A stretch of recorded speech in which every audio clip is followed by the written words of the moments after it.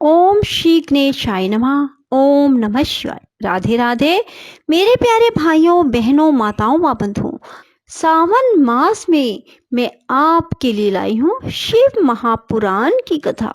बंधुओं, शिव महापुराण को सावन के महीने में सभी मनुष्यों को जरूर सुनना चाहिए, क्योंकि शिव महापुराण भगवान शिव को बहुत पसंद है।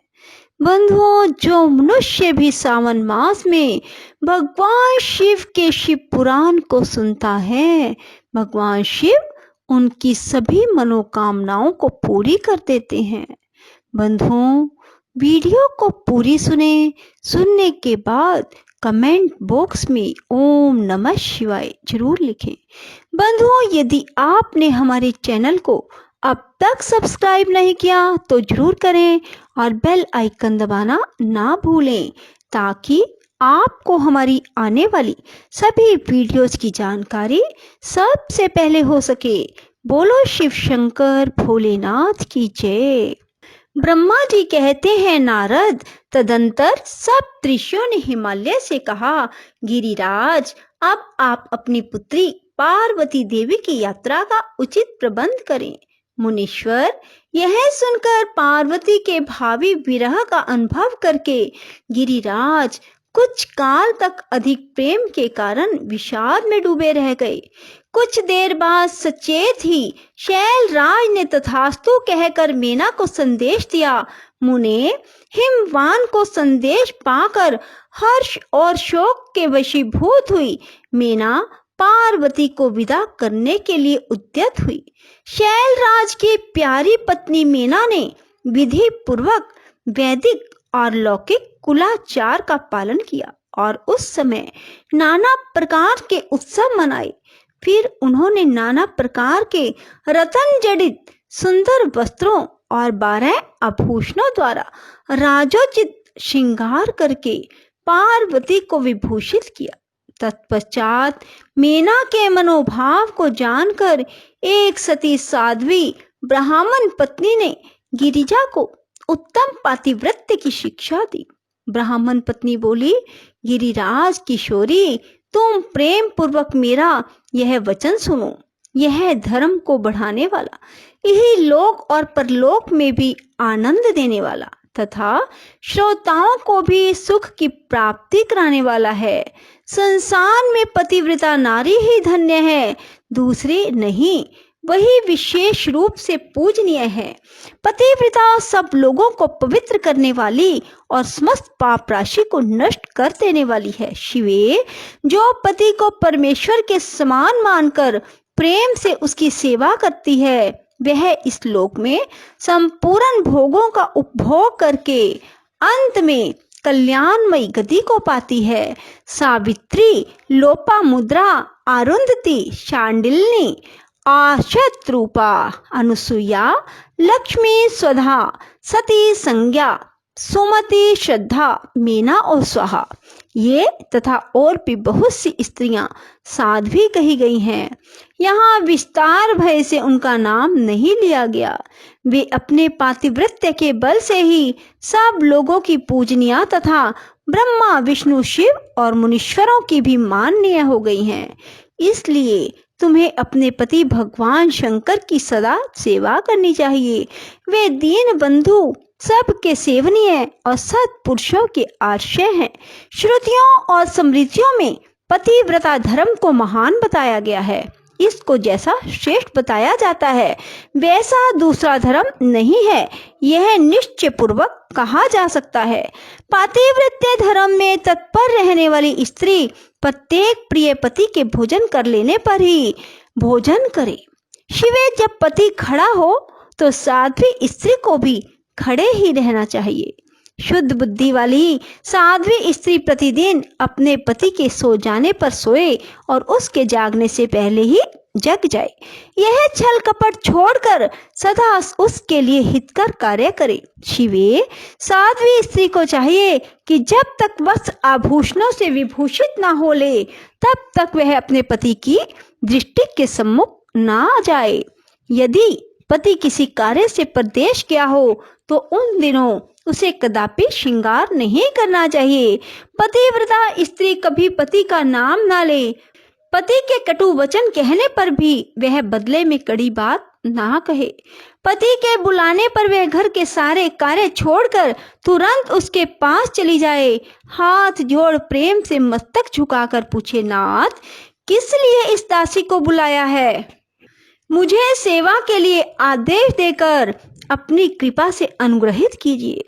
फिर पति जो आदेश दे उसका वह प्रसन्न हृदय से पालन करे। वह घर के दरवाजे पर देर तक खड़ी ना रहे, दूसरे के घर ना जाए, कोई गोपनीय बात जानकर हर एक के सामने उसे प्रकाशित ना करे। पति के बिना कहे ही उसके लिए पूजन सामग्री स्वयं जुटा दे। उसके हित साधन के यथोचित अवसर की प्रतीक्षा करती रहे। पति की आज्ञा लिए बिना कहीं तीर्थ यात्रा के लिए भी ना जाए। लोगों की भीड़ से भरी हुई सभा या मेले आदि के उत्सवों का देखना वह दूर से ही त्याग दे। जिस नारी को तीर्थ यात्रा का फल पाने की इच्छा हो उसे अपने पति का चरणोदक पीना चाहिए। उसके लिए उसी में सारे तीर्थ और क्षेत्र हैं, इसमें संशय नहीं है। पतिव्रता नारी पति के उच्छिष्ट अन्न आदि को परम प्रिय भोजन मानकर ग्रहण करे और पति जो कुछ दे उसे महाप्रसाद मानकर शिरोधार्य करे। देवता, पितृ, अतिथि, सेवक वर्ग, गो तथा भिक्षु समुदाय के लिए अन्न का भाग दिए बिना कदापि भोजन न करे। पातिव्रत धर्म में तत्पर रहने वाली गृह देवी को चाहिए कि वह घर की सामग्री को संयत एवं सुरक्षित रखे, गृह कार्य में कुशल हो, सदा प्रसन्न रहे और खर्च की ओर से हाथ खींचे रहे। पति की आज्ञा लिए बिना उपवास व्रत आदि ना करे, अन्यथा उसका कोई फल नहीं मिलता और वह परलोक में नरक गामनी होती है। पति सुख पूर्वक बैठा हो या इच्छा अनुसार क्रीड़ा विनोद अथवा मनोरंजन में लगा हो, उस अवस्था में कोई आंतरिक कार्य पड़े तो भी पतिव्रता स्त्री अपने पति को कदापि ना उठाए। पति नपुंसक हो गया हो, दुर्गति में पड़ा हो, रोगी हो, बूढ़ा हो, सुखी हो अथवा दुखी हो, किसी भी दशा में नारी अपने उस एकमात्र पति का उल्लंघन ना करे। रजस्वला होने पर वह 3 रात्रि तक पति को अपना मुंह ना दिखाए और उससे अलग रहे। जब तक स्नान करके शुद्ध ना हो जाए तब तक अपनी कोई भी बात पति के कानों में ना पड़ने दे। अच्छी तरह स्नान करने के बाद सबसे पहले वह अपने पति के मुख का दर्शन करे, दूसरे किसी का मुंह कदापि ना देखे अथवा मन ही मन पति का चिंतन करके सूर्य का दर्शन करे। पति की आयु बढ़ने की अभिलाषा रखने वाली पतिव्रता नारी हल्दी, रोली, सिंदूर, काजल आदि, चोली, पान, मांगलिक आभूषण आदि, केशों का संवारना, चोटी गूंथना, हाथ कान के आभूषण, इन सब को अपने शरीर से दूर ना करे। धोबिन, छिनाल या उल्टा सन्यासिनी और भाग्यहीना स्त्रियों को वह कभी अपनी सखी ना बनाए। पति से द्वेष रखने वाली स्त्री का वह कभी आदर ना करे, कहीं अकेली ना खड़ी हो, कभी नंगी होकर ना नहाए। सती स्त्री औखली, मूसल, झाड़ू, सिल, जांत और द्वार के चौखट के नीचे वाली लकड़ी पर कभी ना बैठे। मैथुन काल के सिवा और किसी समय वह पति के सामने धृष्टता ना करे। जिस जिस वस्तु में पति की रुचि हो उससे वह स्वयं भी प्रेम करे। पतिव्रता देवी सदा पति का हित चाहने वाली होती है। वह पति के हर्ष में हर्ष माने, पति के मुख पर विषाद की छाया देख स्वयं भी विषाद में डूब जाए। वह प्रियतम पति के प्रति ऐसा बर्ताव करे जिससे वह उन्हें प्यारी लगे। पुण्य आत्मा पतिव्रता स्त्री संपत्ति और विपत्ति में भी पति के लिए एक सी रहे, अपने मन में विकार न आने दे और सदा धैर्य धारण किए रहे। घी, नमक, तेल आदि के समाप्त हो जाने पर पतिव्रता स्त्री पति से सहसा यह ना कहे कि अमिक वस्तु नहीं है। वह पति को कष्ट या चिंता में न डाले। देवेश्वरी पतिव्रता नारी के लिए एकमात्र पति ही ब्रह्मा, विष्णु, शिव से भी अधिक माना गया है। उसके लिए अपना पति शिव रूप है। जो पति की आज्ञा का उल्लंघन करके व्रत और उपवास आदि के नियम का पालन करती है वह पति की आयु हर लेती है और मरने पर नरक में जाती है। जो स्त्री पति के कुछ कहने पर क्रोध पूर्वक कठोर उत्तर देती हैं, वह गांव में कुतिया और निर्जन वन में श्यारीन होती हैं।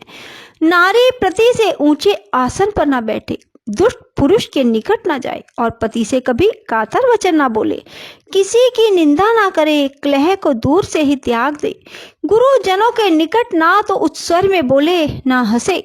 जो बाहर से पति को आते देख तुरंत अन्न जल भोज्य वस्तु पान और वस्त्र आदि से उनकी सेवा करती है, उनके चरण दबाती है, मीठे वचन बोलती है तथा प्रीतम के खेद को दूर करने वाले अन्य अन्य उपायों से प्रसन्नता पूर्वक उन्हें संतुष्ट करती है, उसने मानो तीनों लोकों को तृप्त और संतुष्ट कर दिया। पिता, भाई और पुत्र परिमित सुख देते हैं, परंतु पति असीम सुख देता है।